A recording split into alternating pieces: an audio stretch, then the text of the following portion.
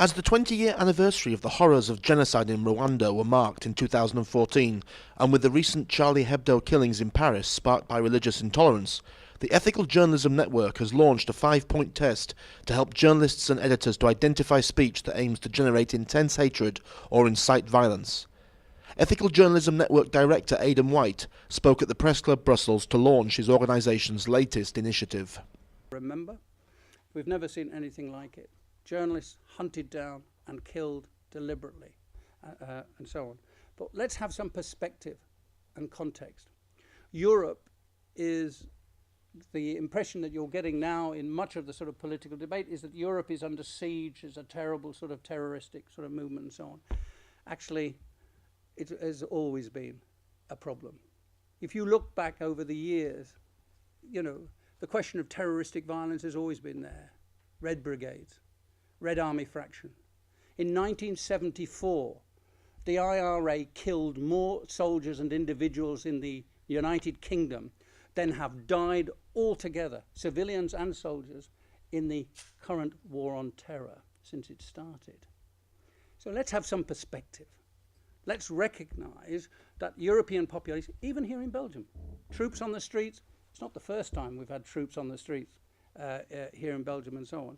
So let's have some clear perspective that we are not undergoing something which is particularly threatening and particularly special. Therefore, journalists have to look at the perspective, and they also have to look clearly at the context. Secondly, journalists have to show humanity in telling the story. One of the difficulties we saw last week, or the week before last, is the way in which the direct, fast journalism that came into play in telling the story led to some things that maybe shouldn't have been published. The execution of the policeman lying on the floor. There was a big set of questions. Some media treated it quite differently. Some media didn't show it at all. Some media showed him brutally being executed across the internet. There was absolutely a lack of humanity in the way this particular scene of violence was shown and shared. Aidan, you're the director of the Ethical Network Against Journalism. You have a number of points to make concerning the, shall we say, the suppression of hate speech and hateful dialogue. Do you not feel that it is in fact the journalists' responsibility to represent hateful speech?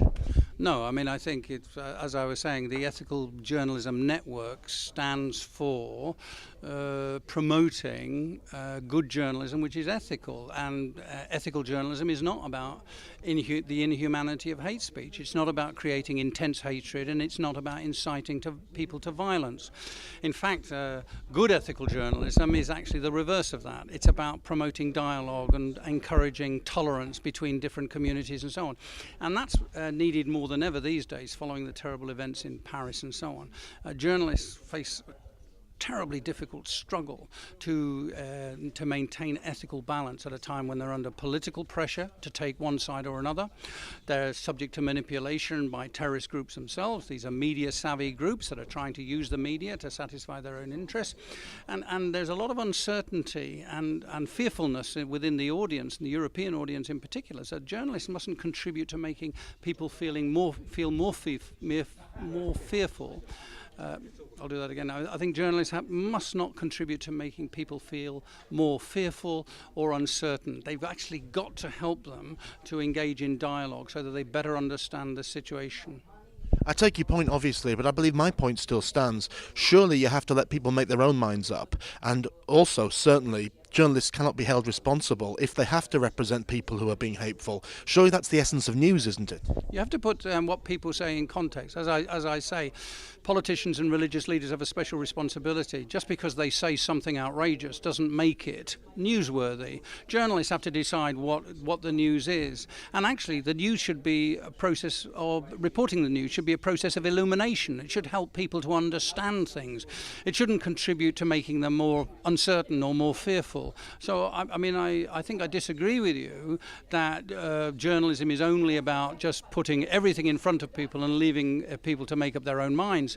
People receive information in the context of the social, political conditions, which sometimes are very difficult. It's for journalists to understand that the context in which people are receiving information sometimes mean they have to place that information before them in a proper context, which will help them to understand it, which will reduce ignorance and reduce fear and promote more tolerance and dialogue. That's actually the big challenge we face. So would you say, therefore, that if journalists do follow your example, there is a chance that they would in fact reduce the amount of hate and hateful speech in the world? Is that your ultimate aim? Well, of course. I think that journalism is a progressive force. By telling people what's going on, by informing them without deceptive handling of the facts, without being biased, without showing any form of inhumanity, and without promoting division and violence, journalism can make a real contribution to improving people's lives. And I think it does make a real contribution to improving people's lives. And so the more we're ethical, the more we think about the consequences of what we do, the more we're likely to have an impact which is going to promote peace and tolerance.